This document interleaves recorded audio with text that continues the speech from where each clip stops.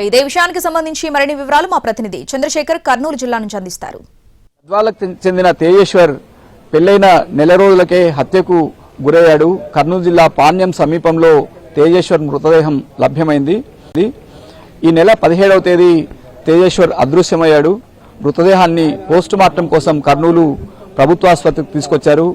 కొద్దిసేపట్లో పోస్టుమార్టం చేయనున్నారు. బంధువులు కూడా ఇక్కడికి చేరనున్నారు.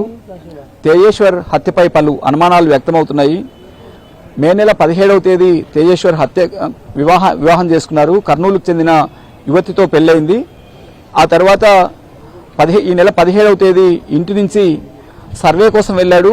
తేజేశ్వర్ లైసెన్సర్ సర్వేయర్ కూడా కొంతమంది పొలం సర్వే చేయాల్సి ఉందని పిలిచారు. దీంతో వారితో పాటు వెళ్లిన తేజేశ్వర్ మధ్యాహ్నం నుంచి ఫోన్ స్విచ్ ఆఫ్లో ఉంది. ఆ తర్వాత కుటుంబ సభ్యులు వెతికినా దొరకలేదు.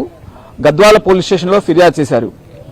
పోలీసులకు ఆ తర్వాత అందిన సమాచారం పాణ్యం సమీపంలో గుర్తు తెలియని మృతదేహం ఉంది, అక్కడ గుర్తించాలని పోలీసులను పిలిపిస్తే అది తేజేశ్వర్ మృతదేహంగానే తెలుస్తోంది. అయితే తేజేశ్వర్ను హత్య చేసినట్లు చాలా స్పష్టంగా తెలుస్తోంది. ఈ హత్య వెనుక ఎవరున్నారనేది ప్రస్తుతం పోలీసులు దర్యాప్తులో తేలాల్సి ఉంది. తేజేశ్వర్కు గత నెల 17న వివాహమైంది. అయితే ఈ హత్య వెనుక తేజేశ్వర్ భార్య, ఆమెతో సన్నిహితంగా ఉన్న ఒక బ్యాంకు మేనేజర్ హస్తం ఉన్నట్టు కుటుంబ సభ్యులు ఆరోపిస్తున్నారు. కొంతమంది మనతో కుటుంబ సభ్యులు ఉన్నారు. తేజేశ్వర్ మామ మనతో ఉన్నారు. ఆయనతో మాట్లాడే ప్రయత్నం చేద్దాం. చెప్పండి, అసలు తేజేశ్వర్ ఎప్పుడు మిస్ అయ్యారు, ఎట్లా జరిగింది? సార్ నమస్తే సార్, నా పేరు మధు. నేను తేజేశ్వర్ వాళ్ళ మామని అవుతాను. నేను తేజేశ్వర్ ఒక 4 రోజుల క్రితం 17వ తారీఖు మార్నింగ్ డ్యూటీ కానీ పోయిండు సార్. డ్యూటీ కానీ పోయిండు. అతను పోయిన తర్వాత మధ్యాహ్నం దాకా పర్వాలేదు, బాగానే ఉన్నాడు. కానీ మధ్యాహ్నం నుంచి ఫోన్ స్విచ్ ఆఫ్ వచ్చినాయి. మేము అడిగితే అప్పుడు భార్య దగ్గరనే లాస్ట్ కాల్ మాట్లాడండి మాకు తెలిసింది. తర్వాత మేము ఇట్లా ఎంక్వైరీ చేస్తే ఏమని జరిగిందంటే, ఈ అమ్మాయి దగ్గర ఉండి వేరే అబ్బాయితో ఒక బ్యాంక్ మేనేజర్తో ఇల్లీగల్ ఎఫ్ఐఆర్ పెట్టుకుని ఇట్లా ఒక సొంత కట్టుకున్న భర్తని ఈ విధంగా చంపించడం చాలా దారుణమైన విషయం సార్. ఇది అసలు ఒకవేళ ఇష్టం లేకపోతే, అబ్బాయి ఇష్టం లేకపోతే ఇంట్లో నుంచి వెళ్ళిపోవచ్చు కదా. ఎందుకు మాలుడు అంతగా చిత్రహింస పెట్టి చంపే అవసరం ఏముంది ఇంతకి? అసలు ఈ పెళ్లి అంటేనే భయం వేస్తుంది సార్. తేజేశ్వర్కి అసలు ఆ అమ్మాయితో వివాహం ఎట్లా జరిగింది? అంటే పెద్దలు కూర్చిన పెళ్ళ, ప్రేమ పెళ్ళ?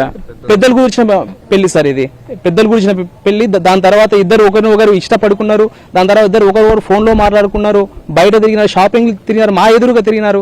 అంత ఇష్టపడిపోయిన తర్వాత కూడా ఇంత కన్నింగ్ గా ఆలోచించి, ఇంత క్రిమినల్ గా ఆలోచించి మళ్ళీ వేరే అబ్బాయితో రిలేషన్ లో పెట్టుకుని ఈ అబ్బాయిని చంపించడం అనేది చాలా దారుణమైన విషయం సార్. ప్రస్తుతం తేజేశ్వర్ పెద్ద అబ్బాయి, అతన్ని దారుణంగా హత్య చేశారు. నెల రోజుల వ్యవధిలోనే నవవరుడు శవమై తేలాడు. అయితే ఇంటి నుంచి తీసుకెళ్లిన తర్వాత, సర్వే పేరుతో తీసుకెళ్లిన తర్వాత ఎక్కడైనా హత్య చేసి మృతదేహాన్ని పాణ్యం సమీపంలో పడేశారా, లేకపోతే అక్కడికి తీసుకెళ్లిన తర్వాత హత్య చేశారా అనేది తేలాల్సి ఉంది. మృతదేహం పూర్తిగా కుళ్ళిపోయిన స్థితిలో ఉంది. దాన్ని కర్నూలు ప్రభుత్వ ఆసుపత్రికి పోస్టుమార్టం కోసం తీసుకువచ్చారు. అయితే ఈ హత్య వెనుక ఇంకా ఎవరెవరి హస్తం ఉంది? బ్యాంక్ మేనేజర్, తేజేశ్వర్ సతీమణితో పాటు ఇంకా ఎవరైనా పాల్గొన్నారా అన్నది తేలాల్సి ఉంది. అయితే కారు డ్రైవర్ల ప్రమేయం కూడా ఉన్నట్టు కుటుంబ సభ్యులు అనుమానిస్తున్నారు. కెమెరామెన్ మధుతో చంద్రశేఖర్, ఎన్టీవీ, కర్నూలు.